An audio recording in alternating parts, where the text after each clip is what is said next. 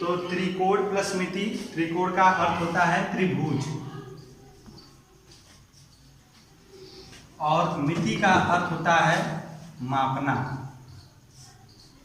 तो इन दोनों शब्दों के अर्थ को मिलाने से हम यह कह सकते हैं कि त्रिकोणमिति में हम त्रिभुज के माप को पता लगाते हैं। और त्रिभुज में होता क्या है कि उस त्रिभुज के किन्हीं दो भुजा और उनके बीच बने हुए कोण के अनुपात को लिया जाता है, जिसमें इस त्रिकोणमिति के अंतर्गत हम लोग समकोण त्रिभुज के बारे में, उसके लंबाई, उसकी ऊंचाई या उसके आधार के बारे में पता लगाते हैं। जिसमें से मान लिया जाए कि एक कोई हमारा समकोण त्रिभुज है और उस समकोण त्रिभुज में कोई दो संगत भुजा हम उसके ले लेते हैं और उसके बीच बने हुए कोण को ले लेते हैं। जैसे मान लिया जाए कि त्रिभुज हमारा समकोण है ABC और जैसे हम AB और AC भुजा ले रहे हैं तो इसके बीच एक कोण बना थीटा। तो इस भुजा AB और AC और उसके बीच बने हुए कोण थीटा के द्वारा इनके भुजाओं और कोण में क्या अनुपात है, इसके बारे में हम यहाँ पे जानकारी आपको देते हैं। जिसमें से त्रिकोणमितीय अनुपात जो होते हैं ट्रिग्नोमेट्री में वो 6 होते हैं, जिसमें से उनके नाम यहाँ पे आपके सामने लिखे गए हैं। साइन, जिसको हम लोग शॉर्ट में SIN लिखते हैं। दूसरा है कोसाइन, जिसको हम लोग शॉर्ट में COS कॉस बोलते हैं। टेंजेंट, जिसको हम लोग टैन बोलते हैं। चौथा है हमारा कोटेंजेंट, जिसको हम लोग क्या बोलते हैं, कॉट। पांचवा है हमारा सेकेंड, जिसको हम लोग क्या बोलते हैं, सेक। और जो छठवां होता है वो होता है कोसेकेंड, जिसको हम लोग कोसेक बोलते हैं। तो बच्चों यही 6 त्रिकोणमितीय अनुपात हैं और ये 6 त्रिकोणमितीय अनुपात किसी एक समकोण त्रिभुज में उनकी दो संगत भुजा और उनके बीच बने हुए कोण के अंतर्गत ये आते हैं। और जिसमें से जो पहला हमारा होता है साइन,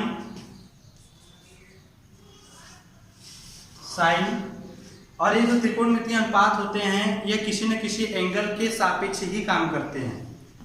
जैसे मान लिया जाए उस एंगल को हम थीटा दिखाएं, फाई दिखाएं, साई दिखाएं या किसी भी ABC, Z कुछ भी नाम के द्वारा उसको हम क्या करें, वर्गीकृत करें।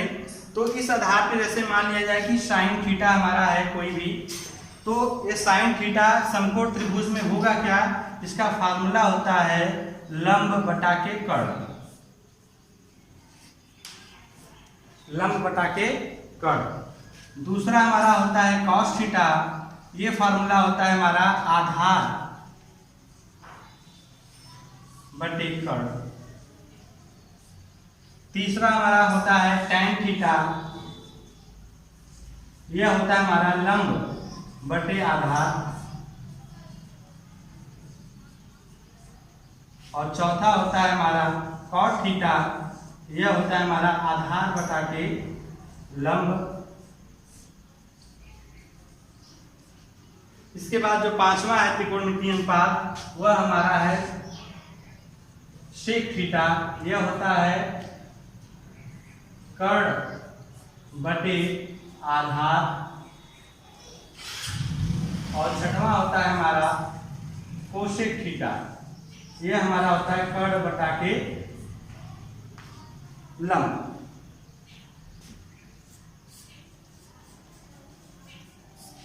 ठीक है बच्चों, ये हमारे 6 त्रिकोणमितीय अनुपात है और इनके फार्मूले हैं। इनको आप बारी बारी से नोट कर लीजिएगा नोटबुक पे। और इसके बाद हम आपको बताते हैं कि ये लंब, आधार और कर्ण क्या होते हैं। तो ये जो लंब, आधार और कर्ण होते हैं एक समकोण त्रिभुज के अंतर्गत बनते हैं, जिसमें से जो 90 अंश होता है उसके सामने वाली जो भुजा होती है उसको हम लोग कर्ण कहते हैं। इसके बाद जिस भी कोण के सापेक्ष हम ये जो त्रिकोणमितीय अनुपात का मान ज्ञात करते हैं, जैसे मान लीजिए कि हम थीटा कोण के सापेक्ष पता लगा रहे हैं किसी भी त्रिकोणमितीय अनुपात का मान, तो उस एंगल के सामने जो भुजा होती है, उसके जो सम्मुख भुजा जो होती है उसको हम लोग लंब कहते हैं, और उसके बाद जो एक भुजा शेष बच जाती है वह आधार कहलाता है। ठीक है, जैसे एक दूसरे फिगर में इसको समझ लिया जाए। जैसे मान लिया जाए कि एक समकोण त्रिभुज है पी क्यू आर, तो 90 अंश तो क्लियर है हमारा, 90 अंश बनेगा, और 90 अंश की सामने वाली भुजा क्या होती है, कर्ण कहलाती है। ये क्लियर हो गया। बाकी आप देख रहे हैं कि पी क्यू और क्यू आर दो भुजा शेष बचा है, जिसमें से हम मान लें कि ये जो आर है ये हमारा कोई एक एंगल थीटा है, फाई जाई A B C D Z कुछ भी मान लीजिए आप, तो इसके सामने जो भुजा होगी उसको हम क्या कहेंगे, लंब कहेंगे। ठीक है, जिस भी कोण के सामने वाली जो भुजा होती है किसी भी कोण के, वह भुजा लंब होती है। बाकी जो एक भुजा शेष रह जाती है वह भुजा आधार कहलाता है। ठीक है, तो इस प्रकार से आपको क्लियर हो गया होगा कि किसी भी समकोण त्रिभुज में हम कर्ण का मान या लंब का मान या फिर आधार का मान कैसे पता लगाते हैं। तो इसको पता लगाने के बाद हम इस फार्मूले में इसको क्या कर सकते हैं, पुट कर सकते हैं। तो यह जो 6 फार्मूले हैं त्रिकोणमितीय अनुपात के किसी भी समकोण त्रिभुज के भुजाओं के संबंध में, यह बहुत ही इंपॉर्टेंट है, इनको नोट कर लीजिएगा और जरूर इनको याद करिएगा। और इसको याद करने के लिए एक छोटा सा ट्रिक है क्या, आप जानते भी होंगे, लाल बटे कक्का एक ट्रिक है, कोई सूत्र नहीं है, इसको आप सूत्र मत समझिएगा, ये बस एक याद करने का जरिया है।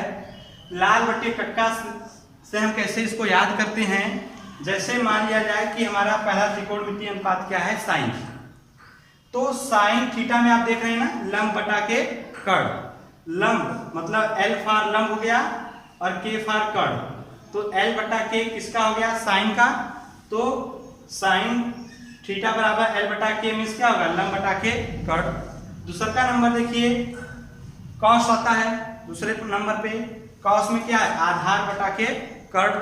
तो यहाँ पर देखिएगा ट्रिक में ए फार आधार आप समझिए, के फार कर्ण, तो आधार बटा के कर्ण। सेकेंड नंबर पे है ए अपान के, तो हम समझेंगे कि ये कॉस का है। थर्ड पे देखिए एल अपान ए, तो एल का मतलब लंब, ए का मतलब आधार, ए किसका हो गया, tan का। ठीक है, बारी बारी से 3 का बनाइएगा। साइन फर्स्ट नंबर पे है तो एल अपान के मतलब लंब बटा के कर्ण, सेकेंड पे कॉस है तो आधार बटा के कर्ण, थर्ड नंबर पे हमारा tan है तो लंब बटा के आधार। ठीक है, इसके बाद जो हमारे त्रिकोणमितीय अनुपात हैं, जैसे कॉट हो गया, सेक हो गया, कोसेक हो गया, यह हम आपको अगले क्लास में आपको बताएंगे कि ये जो होते हैं साइन कास और tan के व्युत्पन्न होते हैं। तो उसी आधार पे जैसे कॉट है tan का उल्टा है, तो ये क्या हो गया, आधार बटा के लंब। तो इसको आप देखिए पलट दीजिए, ये tan हमारा लंब बटा के आधार था, तो अब पलट दीजिएगा, कॉट के लिए हो जाएगा आधार बटा के लंब। ठीक है, सेक जो होता है वो हमारा कास का उल्टा होता है। ठीक है, तो सेक जो हमारा कास का उल्टा है, तो ये भी सेकेंड नंबर पे कास का था, तो इसको क्या कर देंगे, इसको पलट देंगे, तो हो जाएगा के अपान ए मतलब कर्ण बटा के आधार। और जो लास्ट में कोसेक है ये हमारा साइन का उल्टा होता है। तो साइन पहले नंबर पे आया था, तो यहाँ पे देखिएगा इसको उल्टा करेंगे तो क्या होगा, के अपान के एल, तो हम कोसेक थीटा बराबर क्या कर सकते हैं कि कर्ण बटा के लंब। ठीक है, तो यह एक कोई ट्रिक है, जरिया है याद करने का कोई भी सूत्र। तो यह सभी सूत्रों को आप क्या कर लीजिए, नोटबुक पे नोट कर लीजिए और इसको लर्न करिए, जिसको आपको आगे वाले चैप्टर में क्वेश्चन को सॉल्व करने में आपका ये मदद करेगा। ठीक है, धन्यवाद।